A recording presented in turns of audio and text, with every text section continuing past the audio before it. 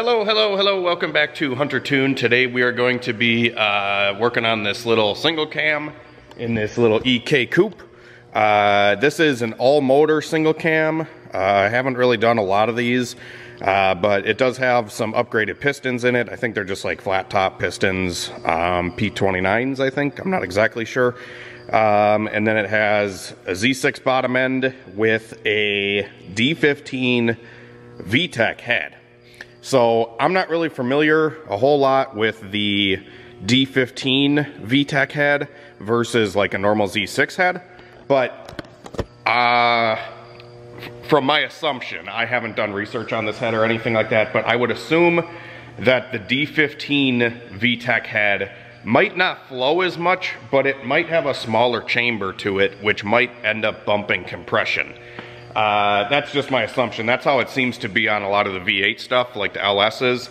Like the larger displacement engines usually have a bigger chamber, which ends up lowering the compression, versus, you know, a smaller displacement like a 5.3 has a smaller chamber. So usually when you throw like 5.3 heads on a 6-liter, you get like the best of both worlds. Maybe that's the same with this, maybe it's not. But anyways, this guy dropped the car off, and we are working on getting just a tune in it. He said there's some weird idling stuff, and there is some weird stuff at like 2,000 RPM, and I don't know exactly what's going on with it. So we got it strapped down on the dyno, got my laptop here, and we're just gonna kind of plug in the stuff and see what's going on. But I just wanted to apologize to everybody for the lack of videos lately. I haven't really been really into doing videos and stuff as of lately, just because I've kind of been on this spiritual growth journey a little bit, and just kind of trying to figure out my purpose and my way a little bit better. And sometimes when I'm really deep into that stuff, it's really hard to get back into the car stuff. It's kind of hard for me to focus on something as deep as I have been, and then be able to incorporate car stuff and everything kind of all in one. So I just wanted to come on here and just apologize for the lack of videos lately. But we're trying to get back into stuff, and I think everything's gonna be awesome. If you guys want me to talk about that stuff, I don't know if I should or if I shouldn't. And I've been on that's like another battle too, is like, I feel like if I pick the camera up, I really want to talk about it. And then if I don't pick the camera up, then I just don't have to worry about talking about it. So I'm on this, like, I've been like in this struggle bus of like, should I talk about it? Am I going to say the right things? Am I going to convey what I'm actually feeling and seeing and hearing to people the right way? Or am I not? And there's, you know, I just, it's extremely hard to talk about this stuff.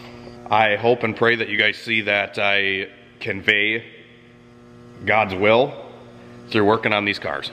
I believe our purpose here is to love God and love others. And by loving others, I can help them with their cars.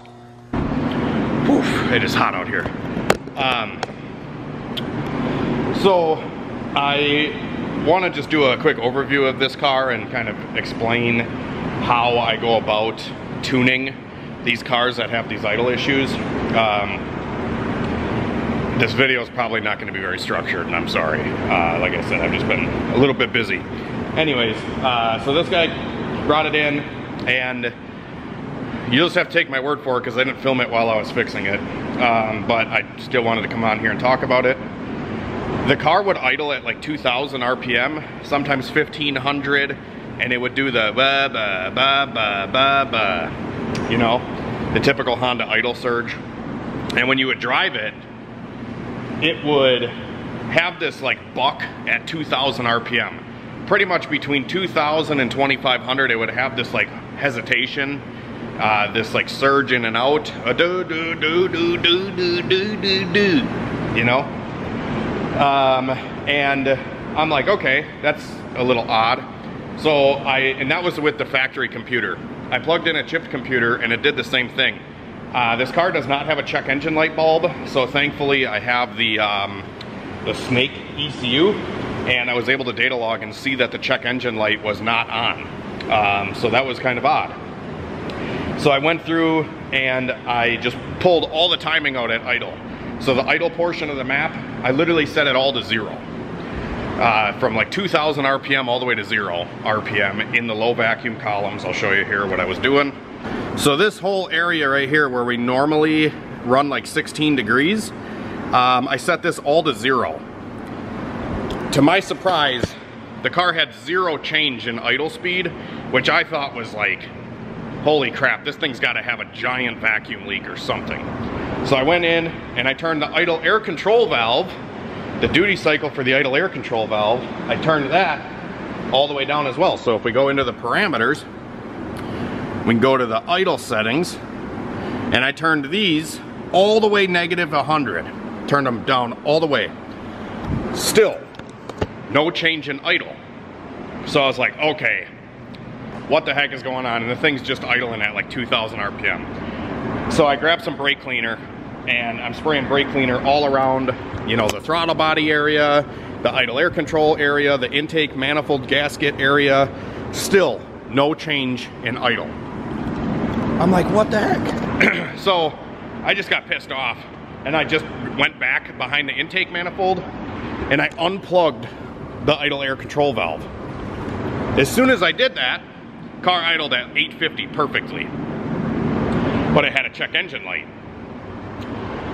and it still had this buck at 2,000 RPM. So what I figured out after I unplugged it and it started idling good, I was just like, okay, something's either wrong with the wiring or whatever, because the plug, the connector that they had plugged into the idle air control valve might be for like the power steering switch or something that has like a constant power to it, and it was actually hanging the valve open. So there was a giant air leak at the idle air control, and it wasn't being actuated, like turned halfway on or halfway off. It's a variation voltage that goes to that instead of a constant. If there's a constant, it's just going to be stuck open, and that's what it was. And when the idle air control is stuck open like that, there's like a point where the throttle is open and like a certain RPM, usually around 2,000, 2,500, where those two like vacuum leaks. So you're creating a vacuum at the throttle when you open it, and then you're also having the throttle or airflow coming in through the idle air. And when those two match, like the same amount of air is coming in through here versus the same amount of air is coming through there, you'll get this fighting of the motor. And it's like, whoa, I'm getting air from here, I'm getting air from there, hoo boo boo boo boo boo boo, you know? So like I said, I unplugged it, and sometimes when you unplug them, you'll still have that like bucking issue. But thankfully in HTS, you can actually disable the idle air control valve completely. So I don't know, I couldn't find the other plug. Maybe I didn't look hard enough, but I could not find another idle air control valve plug. Sometimes on OBD1 cars, guys will mix up the intake air temperature and the idle air control valve, and when they do that, they actually burn something up in the computer. Some of these EK cars that came with like a Y7, they have a 3-wire idle air control valve, and maybe this harness is from some other car or whatever, and you have to actually depin and repin at the ECU to convert to a 2-wire IACV. So I just called the customer. I said, hey, what would you rather do? Do you want to just bypass it? Or do you want to try to find some other solution? And he was totally cool with just bypassing the idle air control. My S2000 doesn't have one. My K-swapped Integra didn't have one. The K-swapped car out there actually does have one. But for the most part, you can tune the cars pretty well without the idle air control. The only downsides is sometimes when the car is warming up, it's going to idle a little bit lower. So like in this car, I actually got it to the point where I'm able to idle it at like 800 when it's cold and like 1,000 when it's hot. So that's a pretty good balance, and it stays pretty consistent. You don't get any of the weird surging or bucking. So anyways, I got the idle figured out, and then after I got the idle figured out, I tuned the car, and it made 139 horsepower, all motor, single cam. So that's pretty cool. Pretty much just a Z6 with a little bit of a different head and a little bit different piston, Y8 intake manifold, and just like an eBay exhaust on pump gas. But it should still be pretty fun for the guy. I think he's gonna turbo it in the future, but for now he just wanted to get it running and figure out this idling weird thing going on with it. So I'm glad we were able to figure that out for him.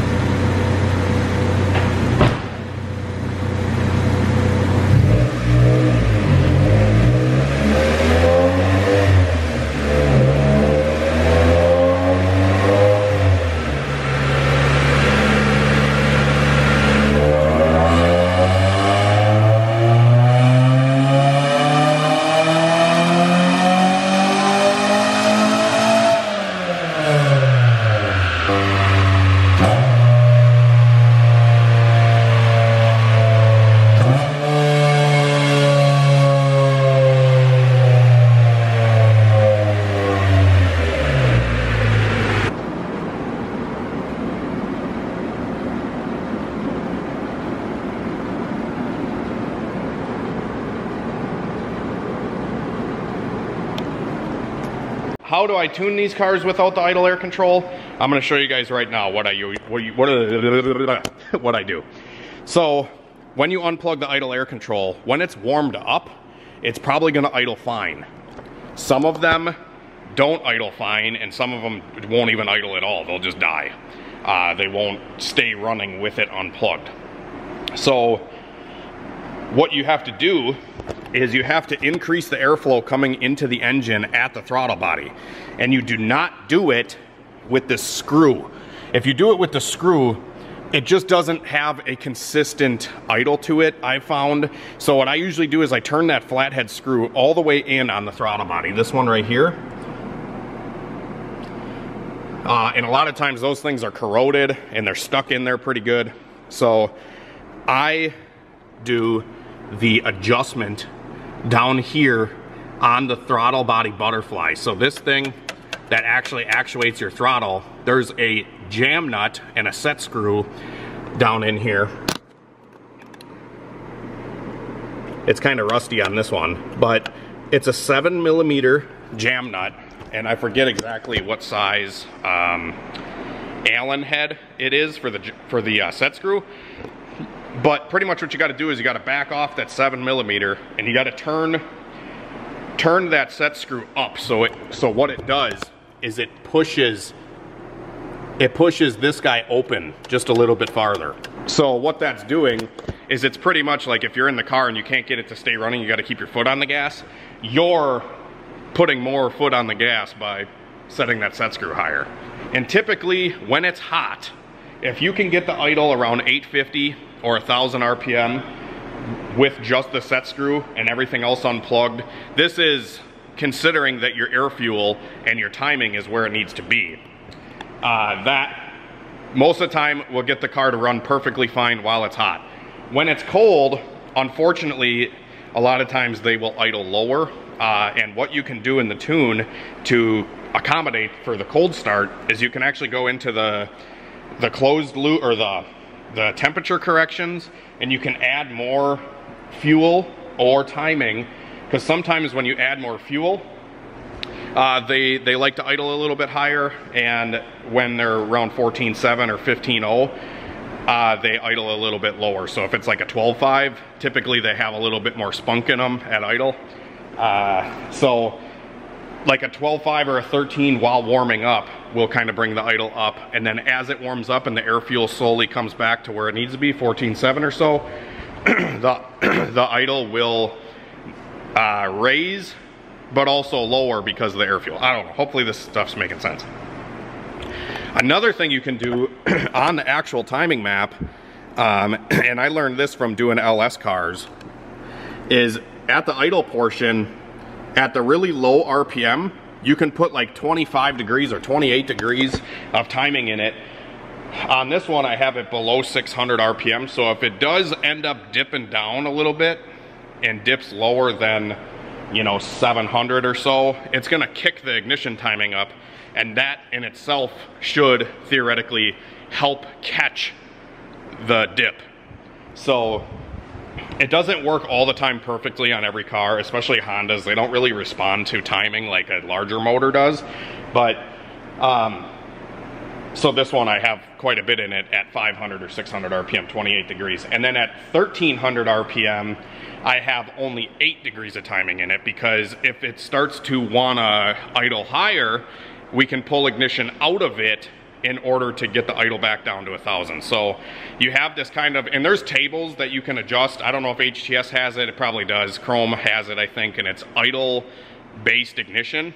And if it goes above 300 of target, it will pull timing, and if it goes below 300 or 500 RPM of target, it will add timing. And you can kind of manually do that in the map as well. So that's what I did to kind of get the idle as smooth as it is. And I'll show you guys a quick startup of this car and how it runs and how it idles. You guys saw the pull. Hopefully this helps somebody figure out their idle issues. Obviously, if it was a factory setup,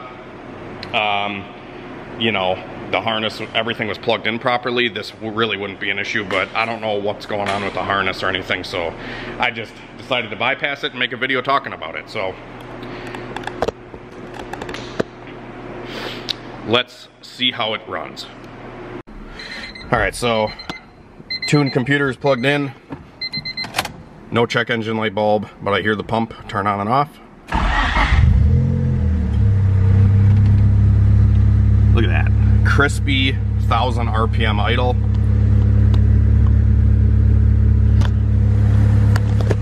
Freaking awesome.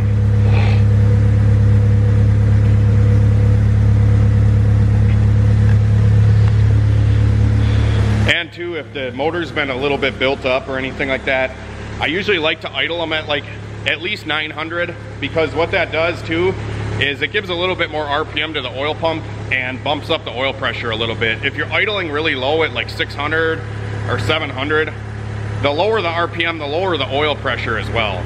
So it's always good, especially on a motor that's been popped up a little bit like this one, to kind of bump the idle just a little bit to keep the pressure a little bit higher inside the motor.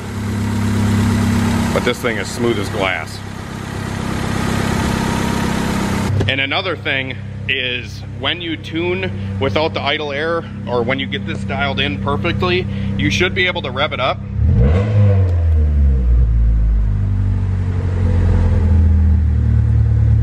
And see how it kind of slowly came back down to around 1,000 RPM there?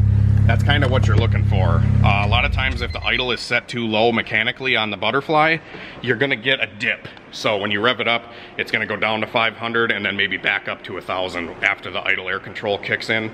But like I said, if you're not tuning with the idle air, you'll usually have the opposite issue where it kind of slowly comes back down to 1,000. But anyways, hopefully this stuff makes sense. Hopefully you guys are following along, and hopefully you enjoy the video. So thanks for watching the video, guys. Hopefully,